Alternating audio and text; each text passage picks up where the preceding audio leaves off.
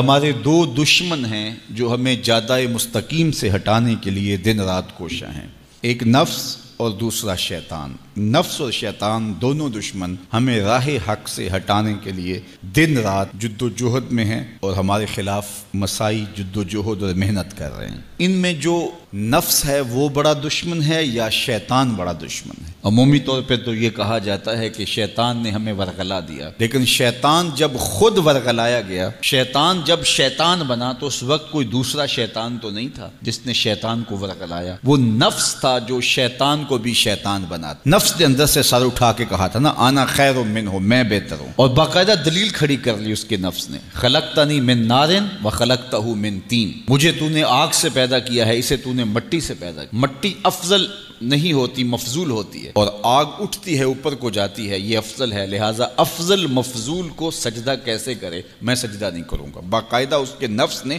ایک دلیل تراشی۔ اللہ اگر چاہتا اس کی دلیل کے بخی و دھیڑ کے رکھ دیتا، لیکن اللہ تعالیٰ نے اس کی دلیل کا جواب دینے کی بجائے کہا جا میرے دربار سے نکل جا۔ اس نے کہا مالک مجھے مہلت دے دے، کہا جا قیامت تک تجھے مہلت۔ اللہ اکبر۔ تو اب شیطان کو شیطان بنانے والا نفس ہے جس نے اندر سے کھڑے ہو کے کہا انا خیر منہ، میں بہتر ہوں۔ اس میں نے شیطان کا بیڑا غرق کر، انانیت اسے کہتے ہیں، انا خیر منہ، اس سے انانیت ہے، میں بہتر ہوں۔ ایک بزرگ تھے، انہوں نے ساری زندگی اپنی زبان پہ لفظ میں نہیں آنے دیا۔ وہ فرماتے تھے یہ وہ لفظ ہے جس نے شیطان کا بیڑا غرق۔ تو وہ اس مفہوم کو ادا بھی کرنا چاہتے تو بألفاظ دیگر کر۔ کسی نے سنا کہ فلاں شخص ہے، اس کی زبان پہ کبھی میں کا لفظ نہیں آیا، تو اس نے کہا لو اس کی زبان پہ یہ لفظ کیوں نہیں آیا، میں جاتا ہوں اور ان کی زبان پہ یہ لفظ آئے ہی آئے۔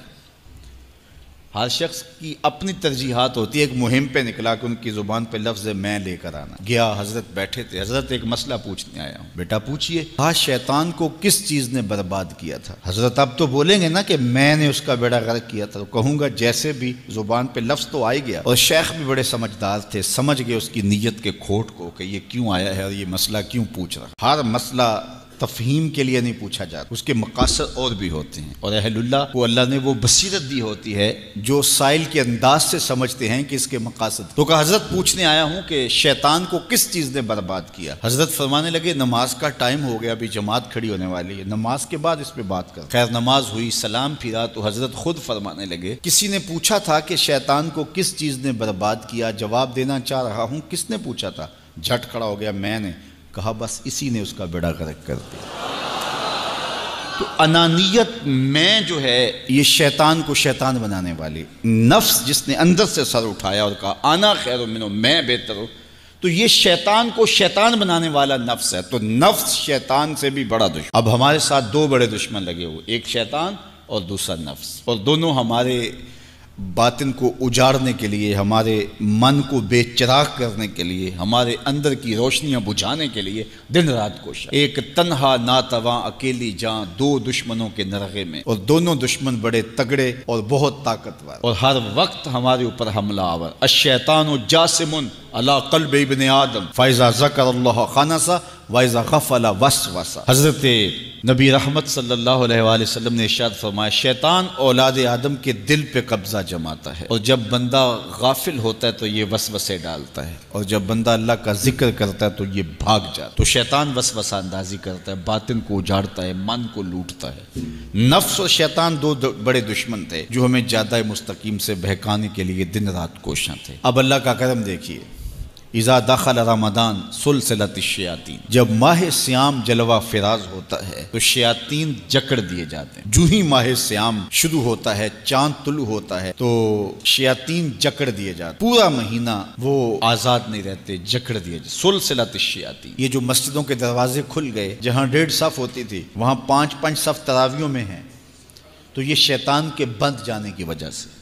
لیکن مہنگائی کا طوفان ہے، بد نگاہی ہے، بد تہذیبی ہے، جھوٹ ہے، دیگر امور بد بھی جاری ہیں، یہ نفس کے موجود ہونے کی، نیکی کا ماحول پیدا ہوا یہ شیطان کے بند جانے کی وجہ، لیکن ہماری برائیاں بدستور موجود ہیں یہ نفس کے موجود ہونے کی وجہ سے۔ اب ہمارے لیے آسانی یہ ہو گئی کہ دو دشمن تھے جن کا ہمارے سے مقابلہ تھا، ایک نفس اور دوسرا شیطان۔ ہمارے لیے یہ سہولت ہو گئی کہ ہمارا ایک دشمن باندھ دیا گیا، اب دشمن ایک ہے جس سے ہم نے ماہ سیام میں اور وہ دشمن کون کون سا ہے؟ نفس۔ اب نفس کا مقابلہ اتنا آسان بھی نہیں، یہ بہت ڈاڈا دشمن ہے، اندر کا دشمن ہے، گھر کا بھیدی ہے۔ باج فقیراں کسے نہیں ماریا، باہو ظالم چور اندر داہو۔ یہ بڑا سخت اور بڑا شدید قسم کا دشمن ہے۔ یہ اس کی چالیں بہت باریک، شیطان کی چالیں بھی بڑی باریک ہیں اور نفس کی چالیں اس سے بھی زیادہ باریک۔ اب کیسے مقابلہ کریں گے؟ شیطان بھی ہماری متاع عمل کو لوٹنا چاہتا ہے، حتیٰ کہ ہمارے